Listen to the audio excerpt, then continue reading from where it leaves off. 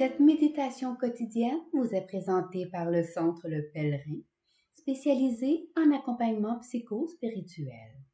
lepèlerin.org.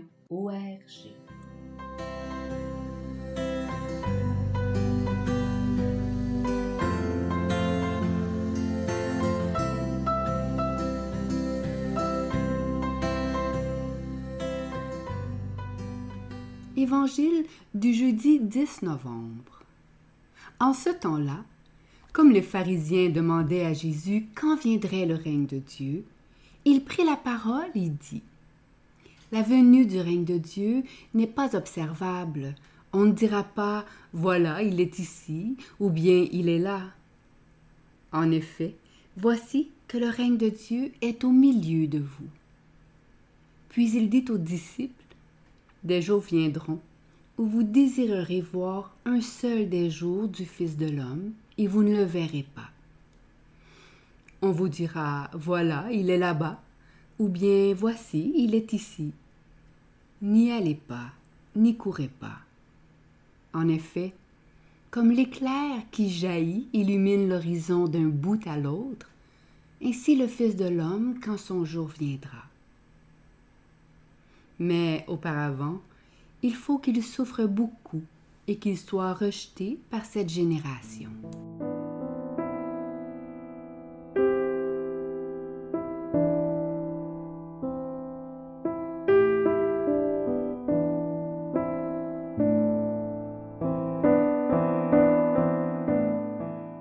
Méditation.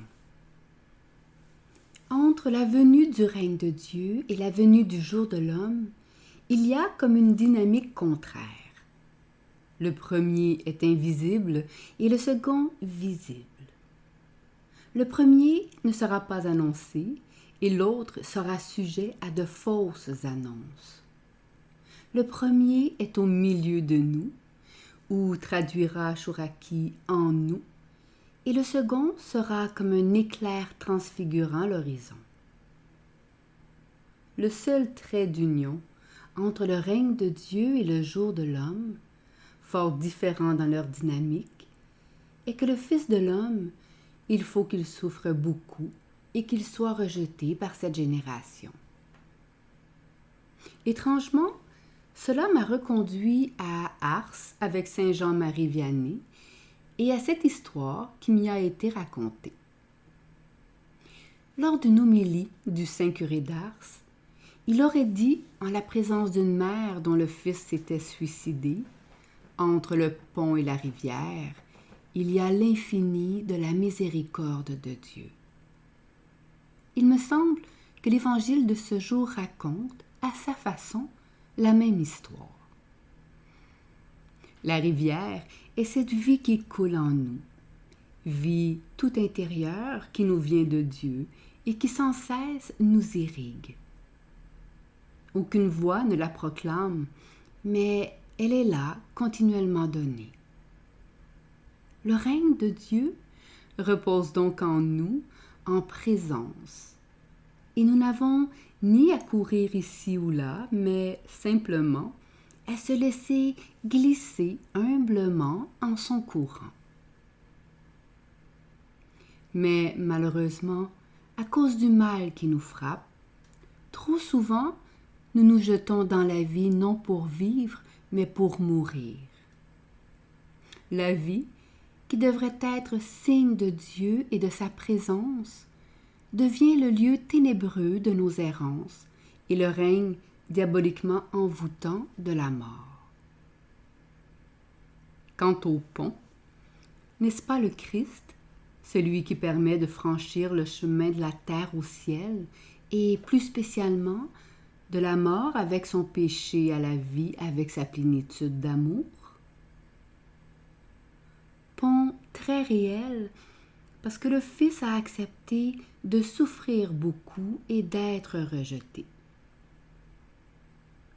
Si ce jeune est sur ce pont, attiré de mort vers cette rivière, sans le savoir, il est uni au Christ et le Christ reste présent à lui tout au long de sa chute. Ce jeune déchiré par tant de voix qui l'ont mené à courir depuis trop longtemps ici ou là, ne sait plus entendre une autre parole, ni distinguer la voix de la vie et la voix du mal. Mais le miracle est que Dieu a uni le jour de l'homme et le règne de Dieu par sa croix.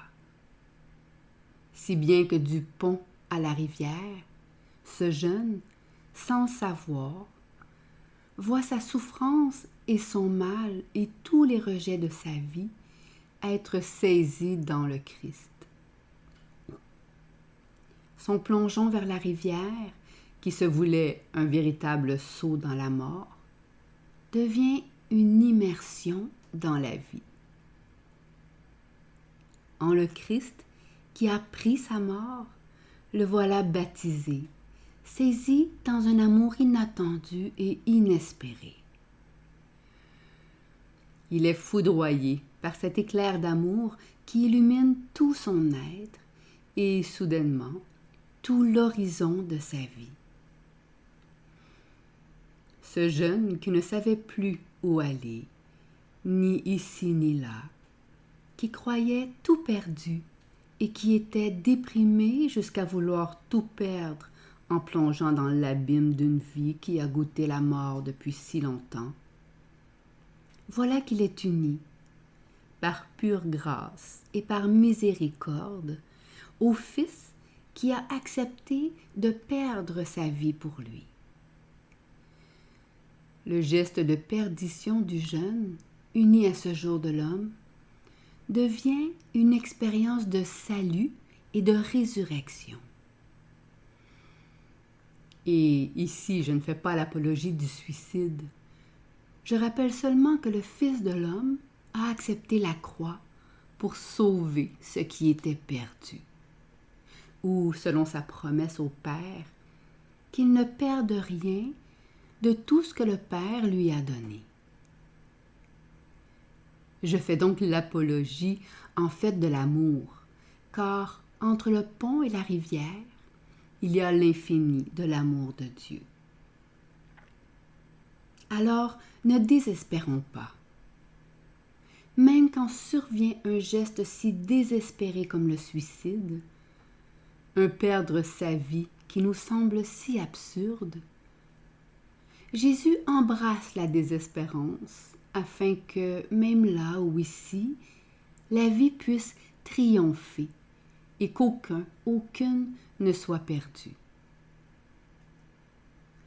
Même au cœur des souffrances les plus extrêmes, l'humain saute de Dieu à Dieu et retrouve ainsi l'humanité qu'il a, malheureusement, perdue et abandonnée. Quelle folie de Dieu que nos fausses voies pour perdre notre vie trouvent rédemption dans le perdre sa vie de son Fils. Méditation écrite par Stéphane Thériault.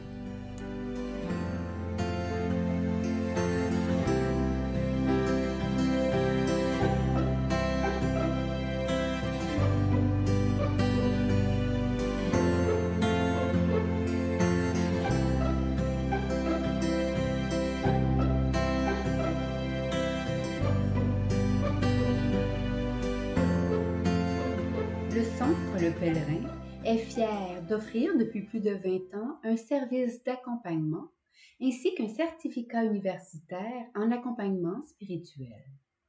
Tous nos services sont offerts en ligne. Nous sommes situés à Montréal, au pied de l'Oratoire Saint-Joseph. Le Pèlerin, le savoir intérieur qui transforme la vie. lepèlerin.org. Page Facebook, Centre Le Pèlerin.